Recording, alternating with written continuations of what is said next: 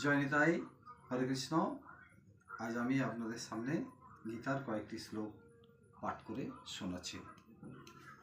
পশ্যৈতাং পাণ্ডুপুত্রাণমাচার্য মহতিম চুমুম বৌঢ়ং দ্রুপদপুত্রেণ তব শিষ্যেন ধীমতাম।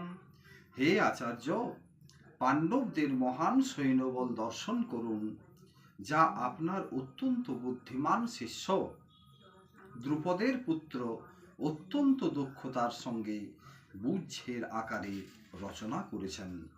অত্র সৌরা মহেশবাসা ভীমার্যুন সমাযুধি যুযুধান বিরাটশ্চ দ্রৌপদশ্চ মহারথম ধৃষ্টকেতুশ্চিকিতান কাশীরাজশ্চ বীর্যবান পুরুজিৎ কুন্তিভোজশ্চ শৈবশ্চ নরপুঙ্গব যুধামন্যশ্চ বিক্রান্ত উত্তমৌজাশ্চ বীর্যবান সৌভদ্র দ্রৌপদেয়াশ্চ সর্ব এব মহারথম।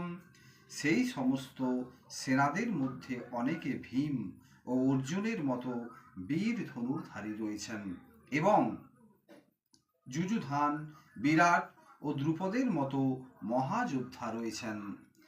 সেখানে ধৃষ্টকেতু, চেকিতান, কাশীরাজ, পুরুজিৎ, কুন্তিভোজ, শৈব্যের মতো অত্যন্ত বলবান যোদ্ধারাও রয়েছেন।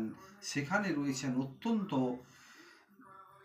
বলবান যুধামন্য, প্রবল পরাক্রমশালী উত্তমৌজা, সুভদ্রার পুত্র এবং দ্রৌপদীর পুত্রগণ।